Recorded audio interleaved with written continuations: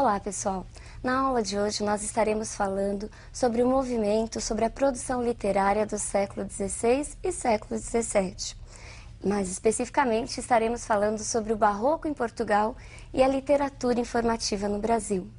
E para mostrarmos que a literatura não é algo do passado, não é algo pré-histórico, desvinculada do nosso dia a dia, nós começaremos com uma questão. O que será que esse símbolo oriental do Yin Yang, pode estar fazendo na nossa aula de literatura? Será que ele tem alguma relação com o Barroco? Preste bastante atenção à aula de hoje, que no final você será capaz de responder a essa questão. O Barroco, ou também chamado seiscentismo, por ser a escola que teve início lá no final do século XVI, é um período muito importante para toda a história literária. Ele tem como marco inicial a unificação da Península Ibérica sob o domínio espanhol e se estende até por volta da primeira metade do século XVIII, quando nós temos a fundação da Arcádia Lusitana e tem início o arcadismo. O Barroco corresponde a um período muito importante, marcado por grandes transformações. É um período de turbulência econômica, político, social e principalmente religiosa. Fatos como a reforma protestante, a decadência das grandes navegações, a contra-reforma católica são decisivas para o momento. Esses fatos, de alguma maneira, também colaboram para a criação e a intensificação do mito sebastianista. Segundo este mito, Dom Sebastião, aquele que Camões dedicou os Lusíadas, segundo essa crença, ele não teria morrido na Batalha de Alcácer Quibir. Pelo contrário, ele estaria vivo, encoberto, e que, mais cedo ou mais tarde, voltaria para libertar Portugal do domínio espanhol. Mas o que significa a palavra barroco? A origem desse termo não tem assim um consenso entre os estudiosos, não apresenta um consenso. Mas a tese mais aceita é que barroco venha da palavra Barróquia, que significa uma região na Índia grande produtora de uma pedra de formato irregular, de uma espessura também irregular, marcada por manchas escuras, que os portugueses na época chamavam de barroco. E por que barroco? Porque, segundo os clássicos, esse movimento era marcado pelo exagero, pelo mau gosto, uma arte irregular. Daí a associação com essa pedra. Vejamos agora quais são as principais características do Barroco. Dualismo. No dualismo, nós temos o quê? Lembram-se do birfontismo? Pois é exatamente essa intensificação. No mesmo período, nós temos as características medievais se confrontando com as características renascentistas. O Barroco é a arte do exagero, é a arte do contraste. Nós temos aí a luta, a oposição entre grandes forças do universo.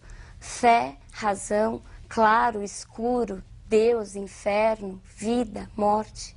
Tudo isso faz parte desse movimento que em si é muito contraditório. Mas o homem barroco não queria apenas falar dessa contradição. Ele também queria, de alguma maneira, unir essas forças. É por isso que nos textos desse período nós encontramos várias figuras de linguagem que buscam essa intensificação. Passemos agora à próxima característica. A fugacidade. O homem barroco tem consciência da transitoriedade da vida. Ele sabe que o homem muda, a situação muda e que o mundo, de uma maneira geral, muda. É a consciência da efemeridade, do caráter efêmero que a vida humana possui. Passemos para a próxima característica. O pessimismo. Essa consciência da transitoriedade da vida provoca no homem barroco uma certa angústia, um certo movimento de crise. E a ideia da morte aparece como síntese dessa fugacidade, como síntese dessa vida passageira. O medo da morte e essa crise são responsáveis por algo que a gente chama de pessimismo, de contraditório. Em vários textos, nós temos aí, então, a morte como tema central. Passemos à próxima característica. O feísmo. O feio, na realidade, ele é o quê? O homem barroco mostrava grande apreço por cenas trágicas, por movimentos, por situações cruéis e dolorosas. Daí nós falarmos em feísmo. É muito comum o exagero de detalhes que torna a obra muito diferente daquilo que nós vimos no classicismo. Ocorre nesse momento a verdadeira ruptura entre os valores do classicismo e os ideais do barroco. Passemos agora à última característica. A tensão religiosa. Neste momento, nós temos o quê? A intensificação daquilo que nós já havíamos estudado no humanismo e no classicismo. Ou seja, as questões antropocêntricas, mais uma vez, se chocam com a visão teocêntrica medieval. Vejamos uma imagem que sintetiza essa ideia. A tensão barroca é provocada pelo choque dos ideais do antropocentrismo com os valores do teocentrismo. Falar em barroco é falar em vários aspectos que até então eram desconhecidos. O barroco apresenta duas faces principais. Vejamos quais são essas faces.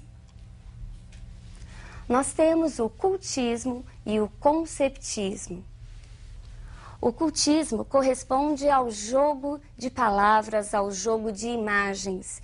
E por que esse jogo de imagens? O poeta, o autor cultista, estava muito preocupado com a forma. Daí o uso exagerado, muitas vezes, das figuras de linguagem. O cultismo também é conhecido como gongorismo, porque foi muito influenciado por um poeta espanhol chamado Luís de Góngora. O conceptismo, por sua vez, corresponde ao jogo de ideias, ao jogo de conceitos. E esse jogo visava o quê? O convencimento e a argumentação, e sempre pautado no raciocínio lógico. Ele também é chamado de quevedismo, porque também foi influenciado por um poeta espanhol chamado Francisco de Quevedo.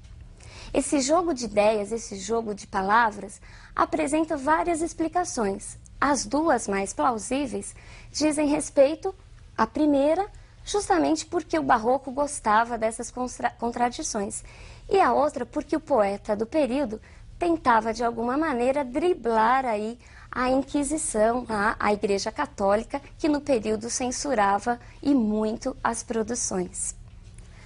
Neste período nós temos a figura de Padre Antônio Vieira, considerado o representante do barroco em Portugal. Alguns autores dizem que Padre Vieira, juntamente com Gregório de Matos, são representantes da literatura barroca, mas no Brasil.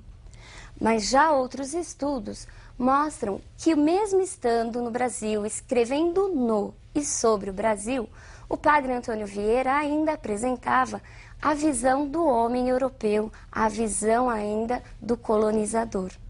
Sua principal obra é o Sermão da Sexagésima, uma obra considerada metalinguística, ou seja, ele se utiliza do próprio sermão para explicar, para ensinar a arte de construir sermões. Nessa arte, neste texto, nessa obra, ele critica os exageros do cultismo, daqueles que estavam preocupados com o jogo das palavras. Ele é mais voltado para a concepção do conceptismo, para a visão do conceptismo. E no Brasil? O que será que acontecia no Brasil, enquanto em Portugal nós tínhamos o barroco? Vejamos a próxima imagem que nos mostra o que é que estava acontecendo no Brasil. Neste período nós temos o quê? A chegada dos colonizadores. É o início da colonização brasileira. Aí nós temos um quadro que retrata a primeira missa celebrada em solo brasileiro. Vejamos agora uma outra cena, que também mostra quem é que estava no Brasil com a chegada dos portugueses. Neste período não havia uma população que soubesse ler e escrever. Basicamente, a população do Brasil era formada pelos indígenas. Neste período, nós não falamos de uma literatura brasileira propriamente dita. O que nós tínhamos até então eram relatos de viagens que traziam as características étnicas, culturais e que falavam basicamente das novas descobertas. Por isso, elas se aproximam muito mais de um caráter histórico do que de um caráter literário. Aos poucos, começam a surgir também, isso pelas mãos dos jesuítas, as primeiras manifestações em prosa, poesia e teatro, principalmente com a figura de José de Anchieta. Mas sempre essas produções apresentavam a visão do europeu e não uma visão genuinamente brasileira. Então, agora você já deve ser capaz de responder aquela nossa perguntinha inicial. Por que será que este símbolo oriental pode se relacionar com o barroco? O que foi o barroco? O barroco foi a busca da fusão, a busca do equilíbrio entre essas forças opositoras do universo. União e fusão que a filosofia oriental há muito já havia conseguido. E este diagrama, o diagrama do Yin-Yang, sintetiza justamente essa fusão. Ele significa a união das principais forças opostas do universo. Claro, escuro, homem, mulher, trevas, luz. E o barroco foi isso, essa busca constante pela fusão.